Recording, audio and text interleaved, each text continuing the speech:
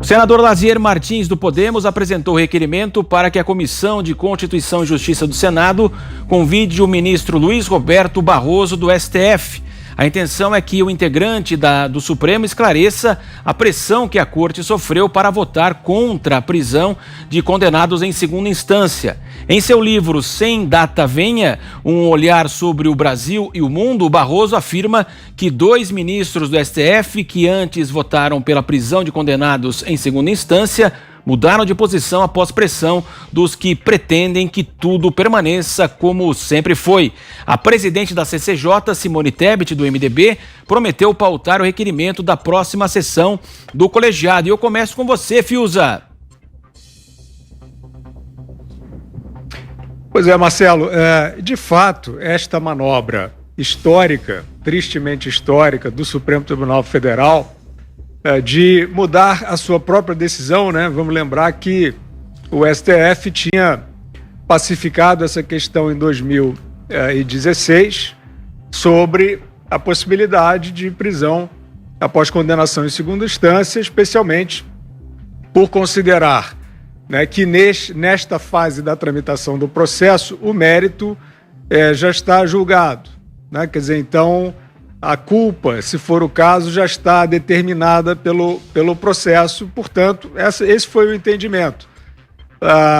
E nessa ocasião, o ministro Gilmar Mendes, que votou em 2016 a favor da prisão após condenação em segunda instância, fez uma apresentação muito eloquente, citou várias partes do mundo, grandes democracias, que seguiam o direito exatamente com esse princípio.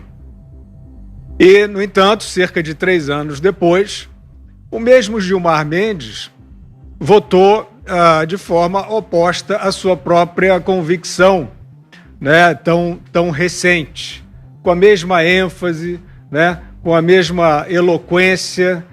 O ministro Gilmar Mendes disse tudo ao contrário do que ele mesmo havia dito. Nesse período, Marcelo, entre essas duas decisões, que, na minha opinião, é um dos episódios da história da formação atual do STF que mais o desqualificam, né? Porque é um cavalo de pau, como se diz aí no popular. O único grande evento, né, a única mudança no panorama que você pudesse dizer o que foi que se modificou no cenário para a mudança da decisão do STF. O único fato relevante foi a prisão do Lula. A prisão do ex-presidente Luiz Inácio Lula da Silva em abril de 2018. Então foi um casuísmo para soltar o Lula.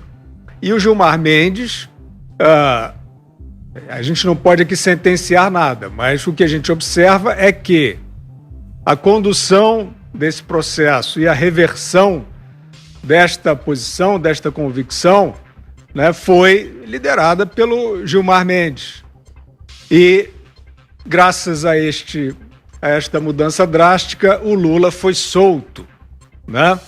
A gente sabe que hoje essa matéria está no parlamento para ser, então, colocada com todas as letras na Constituição, mas está se arrastando no parlamento.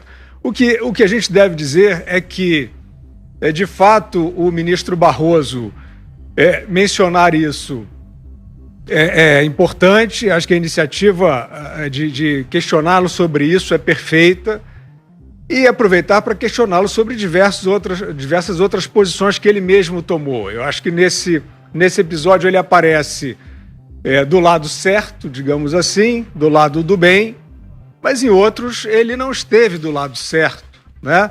Por exemplo, nos embargos infringentes que determinaram que a quadrilha do mensalão do PT não era uma quadrilha, o perdão ao José Dirceu subsequente a isso, e várias outras medidas em relação, por exemplo, às posições adotadas em relação ao terrorista Cesare Battisti, por exemplo, né? E para não falar na torrente demagógica do ministro Barroso, aí nas proximidades da eleição, já no Tribunal Superior Eleitoral, fazendo aí bravatas contra o governo atual, né, brasileiro, fazendo evocações de risco ditatorial no Brasil. Então, o ministro Barroso também poderia, né, o ensejo poderia também servir para que ele contextualizasse, para a gente só não ficar achando, como em alguns momentos da história fica parecendo, como naquela tentativa de virada de mesa lá do Rodrigo Janot com o Joesley Batista, e o Barroso ficou ali também instigando o presidente Temer, prorrogando inquéritos contra o presidente Temer, e aquilo serviu ali basicamente para uma pressão política, né? Então é isso, são diversas condutas dentro do Supremo Tribunal Federal que não encontram correspondência com a lógica e com o direito, e é uma ótima oportunidade para que elas sejam esclarecidas. Muito bem. Zé Maria, qual é a chance do ministro Barroso comparecer ao Senado? E parabéns, Zé Maria. Obrigado. Fico emocionado. Eu queria agradecer muito às pessoas que me felicitaram aqui, a professora Fina, que me ligou, que lembrou do meu aniversário, mas a vida anda, né?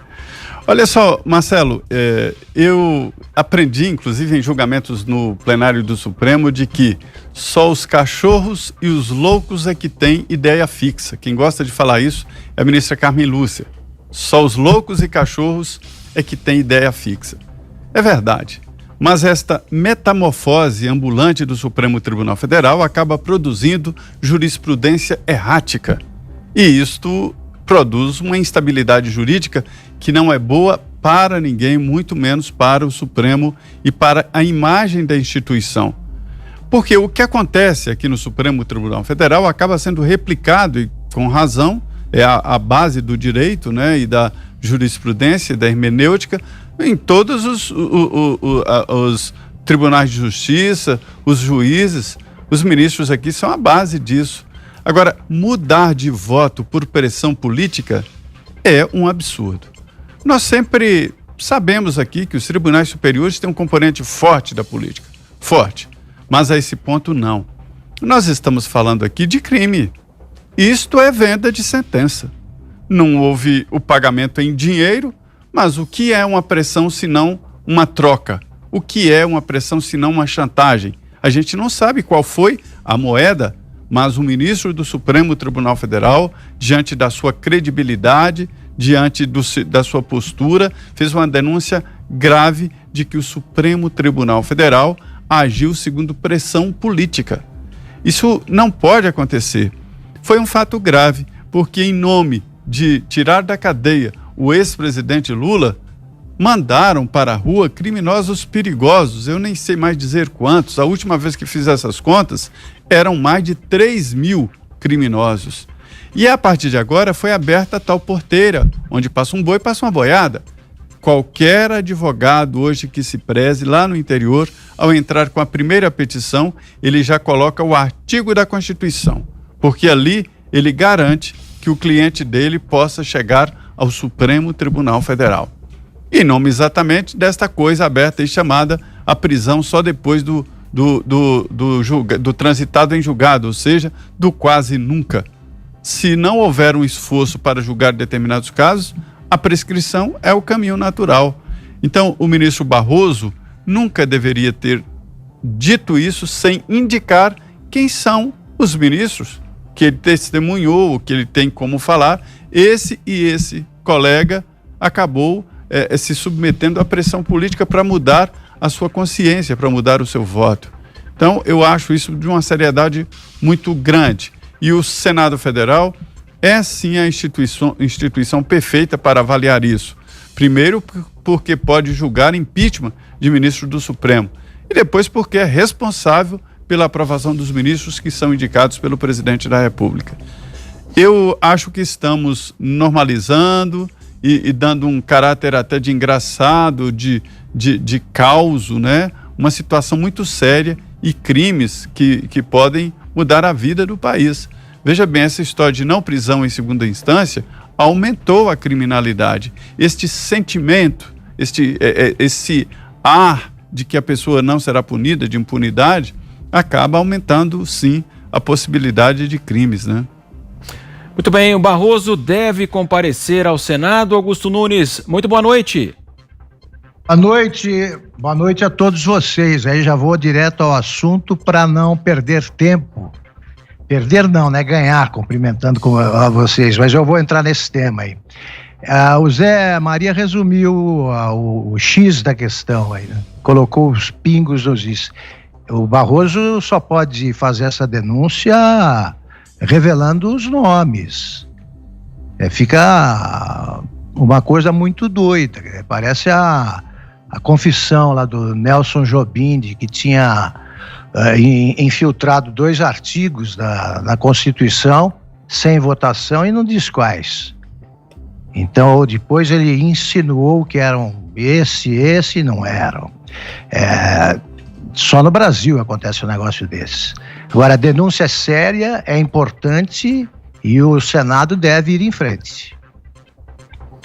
Agora sim, boa noite, Marcelo, boa noite, meu irmão Guilherme, boa noite, compadre Zé, e boa noite, a minha querida parceira Ana Paula.